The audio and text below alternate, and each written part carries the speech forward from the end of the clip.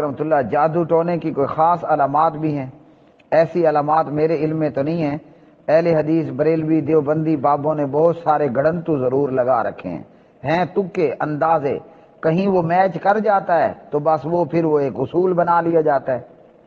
کہیں کوئی تکا میچ کر گیا نا تو بس وہ ایک اصول کی شکل اختیار کر لیتا ہے. ورنہ میرے دماغ اور آنکھوں سامنے کوئی ایسی حدیث فی الوقت نہیں آ رہی. اگر میری بات مخالف کوئی نبی علیہ السلام کی حدیث آ جائے تو میری بات ڈسٹ بین میں. تو میرے سامنے تو کوئی ایسی حدیث نہیں آ رہی کہ نبی علیہ السلام نے کوئی خاص کسی بیماری کے متعلق ہمیں یہ یا کسی معاملے کے متعلق کچھ ایسی نشانیاں یا علامات بتائی ہوں کہ یہ جادو ہے یہ بیماری ہے. دونوں چیزیں دونوں کام کرنے کے ہیں.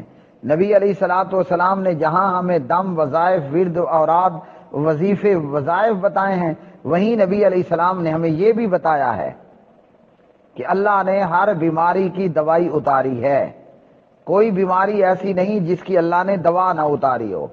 تو خلاصہ یہ نکلتا ہے نبی علیہ السلام کی تعلیم میں دوا اور دعا یہ دونوں ساتھ ساتھ چلیں گے.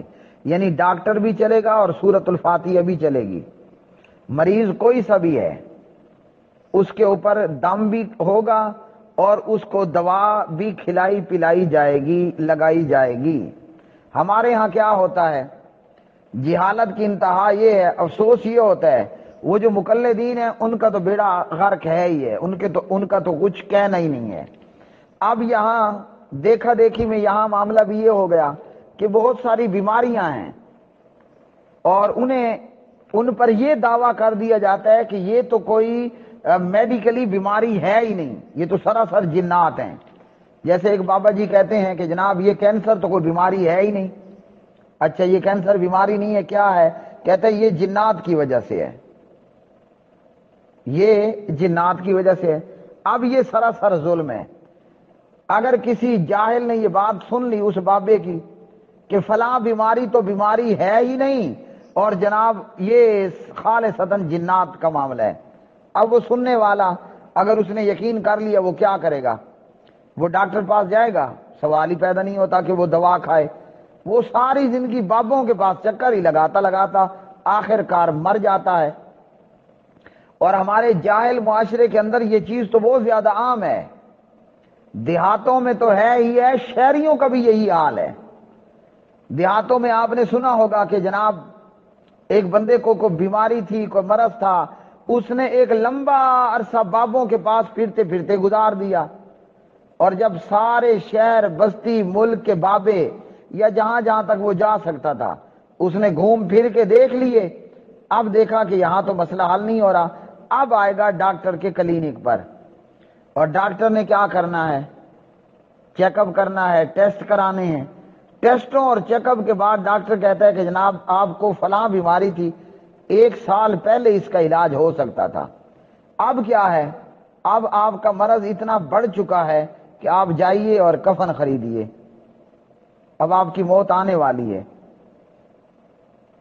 اگر آپ وقت پر آئے ہوتے تو یہ بیماری ہمارے کنٹرول میں ہوتی, دوا سے وغیرہ سے ہم بیماری کو کنٹرول کر لیتے. تو یہ ہے معاملہ اور ایسی کوئی علامت خاص میرے دماغ میں نہیں ہے.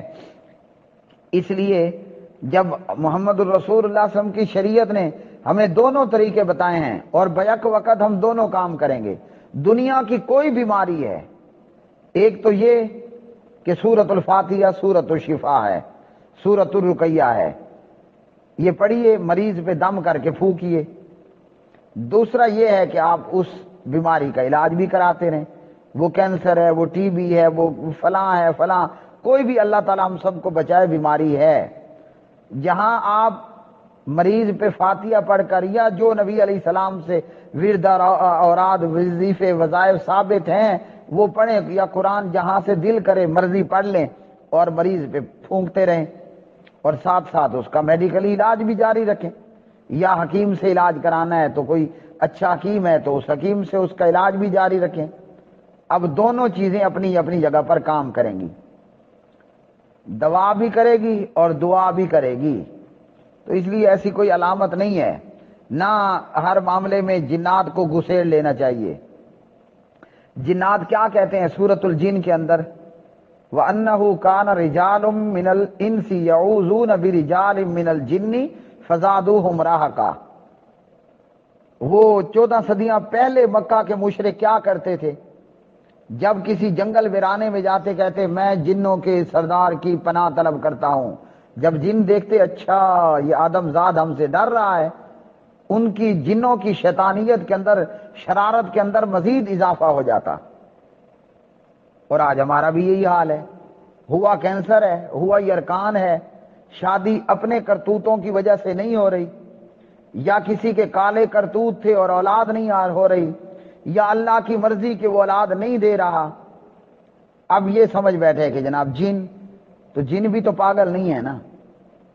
جب جنات ہمارا یہ حال دیکھتے ہوں گے، اگر مکہ کے مشرک جنگلوں میں جا کر جنگل کے کنارے پہ یہ آوازیں لگائیں کہ جناب ہم جنوں کے سردار کی پناہ طلب کرتے ہیں، تو جنات ان کو نہ چھیڑتے ہوئے بھی چھیڑتا۔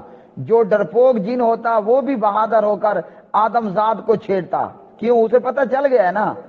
مثال آپ کی اس کی یوں سمجھ لیں، اگر آپ کے پیچھے کوئی آوارہ کتا لگ گیا ہے، آپ اگر اس کتے کے آگے آگے بھاگیں گے، وہ کتا آپ کو چیر پھاڑ کے خراب کر دے گا۔ اور اگر آپ نے حوصلہ کر کے رک گئے اور کتے کے آگے بھاگے نہیں، تو کتا آپ کو زخمی نہیں کر پائے گا، یا اتنا نقصان نہیں دے سکے گا جتنا آپ کے پیچھے لگ کے آپ کو بھاگتے ہوئے وہ نقصان دے گا۔ یہی حال جنوں کا تھا کہ وہ جناب جنات کے سرداروں کی پناہ کرتے، طلب کیا کرتے تھے، تو جنات کی شیطانیت اور شرارت میں اضافہ ہو جاتا۔ آج بھی جن تو موجود ہے نا، وہ دیکھتے ہیں اہل حدیثوں میں، بریلویوں میں، دیوبندیوں میں اور شیعہ میں بھی ہیں، سینکڑوں جگہ بابے بیٹھے ہیں، اور ہر بندہ، شادی نہیں ہو رہی تو جن، بچے نہیں ہو رہے تو جن، ساس بہو کی لڑائی تو جن، اور جناب بابی اور نندوں کی لڑائی تو جن، کاروبار نہیں ہو رہا تو جن، بلی آگے سے گزر گئی تو جن، کوا گھر پہ آ کر کائیں کائیں کیا تو جن، جن جن جن۔ ہم سارے ہی جن جن کھیل رہے ہیں آج، اہل حدیث بھی، بریلوی بھی، دیوبندی بھی، شیعہ بھی، ہر ایک کا یہی حال ہے، جن جن۔ یہ مطلب نہیں کہ جنات نہیں ہیں، لیکن یہاں یہ بھی یاد رکھیے قرآن نے یہ بتایا وَأَنَّهُ كَانَ رِجَالٌ مِّنَ الْإِنسِ يَعُوذُونَ بِرِجَالٍ مِّنَ الْجِنِّ فَزَادُوهُمْ رَهَقًا۔ تو جن بھی دیکھتے ہیں یار یہ ان کو کیا ہو گئے، یہ ہر وقت جن جن کھیل رہے ہیں، ہر بابے کا آستانہ بھرا ہوا ہے۔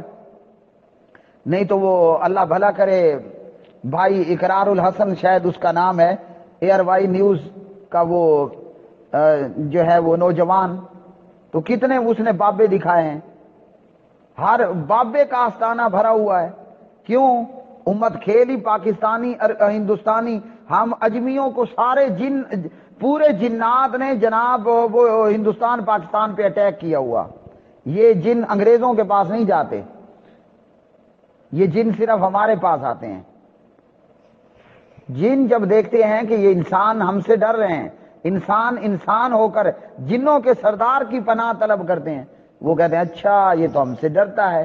پھر حالت یہی ہوتی ہے کہ جیسے کوئی بزدل آوارہ کتے کے بھونکنے پر دوڑنے لگ جائے تو کتا کپڑے بھی پھاڑ دیتا ہے اور کتا اسے بھی زخمی کر دیتا ہے۔